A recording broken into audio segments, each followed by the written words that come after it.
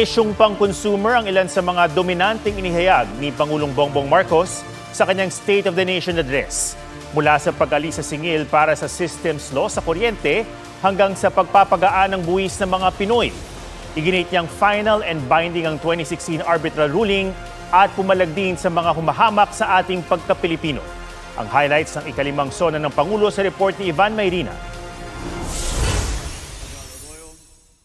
Sa ikalimang sona ni Pangulong Bongbong Marcos, ilan sa mga pinalakpak ang pahayag niya, dikit sa sikmura at bulsa ng mga Pinoy.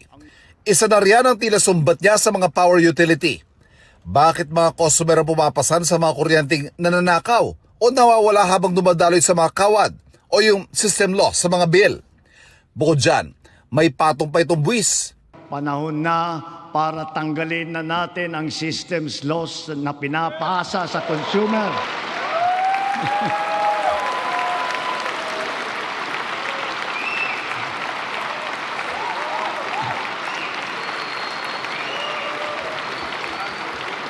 Pinapasa ito sa consumer at kinakarga sa bill na pinapatungan pa ng value-added tax. Hindi naman kasalanan ng consumer kung bakit nagkaroon ng systems loss. Alinsunod sa EPIRA o Electric Power Industry Reform Act, isang system loss sa mga bayaring pwedeng ipasa ng mga utility sa kanilang customer. Therefore, we, the people, we demand for the immediate amendment of the EPIRA and to prohibit charging systems loss against consumers, including the value-added tax thereon. Hindi lang buwis sa kuryente ang natalakay. Ipinanawagan ng Pangulo sa Kongreso na tulungang guminhawa sa mga pasaning buwis sa mga kumikitang Pinoy, gaya ng mga tax exemption at amnestiya. Una, palawakin natin ang exemption sa income tax. Dagdagan natin ang mga manggagawang malilibre sa buwis sa kanilang kita. Isasama na natin ang mga kumikita ng hindi lalagpas sa 350,000 pesos kada taon. Kasabay nito ang karampatang pagbaba ng income tax ng iba parang manggagawa. Pangalawa, ang mga maliliit na negosyo ay hindi napapatawan ng minimum corporate income tax.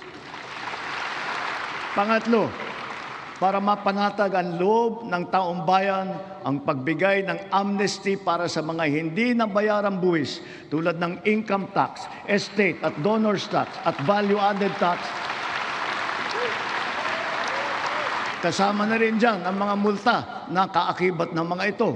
Kaugnay rin sa kuryente ang pagsusulong ng Pangulo ng alternative sources of energy para maging mura ang kuryente sa Pilipinas. Upang maging simple, madali at abot kaya ang pagpapakabit ng solar panel at battery storage system sa kanilang mga bahay, hinihiling ko ang tulong ng Kongreso na maipasa na ang Sariling Kuryente Act.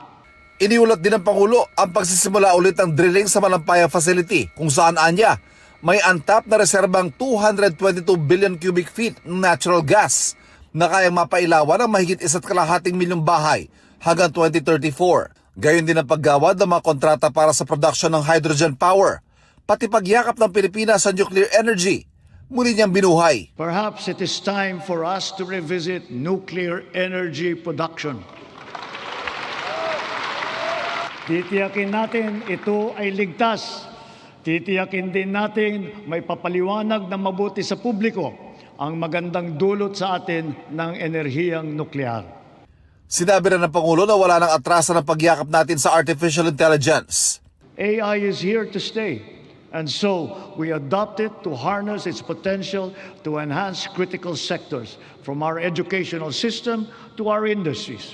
We must ensure our global competitiveness. Isa sa mga magiging sentro nito sa bansa ang binanggit niyang Pac Silica Industrial Hub sa New Clark City na magbibigyan niya ng dekalidad na trabaho at magpapalakas na ekonomiya. Nabanggitin niya ang kauna-unahang spaceport na itatayo sa Cagayan at ang posibleng rocket launch test sa 2027. Yes, we are going to launch a rocket into space. This we will do in partnership with a South Korean aerospace company. Isa rin sa mga pinakapinalakpak ang pahayag ng Pangulo ang kanyang pag-iit sa ating karapatan sa West Philippine Sea. Filipinos are a noble, kind, gracious, and great race. We are not greedy. We are not racists. We are not liars.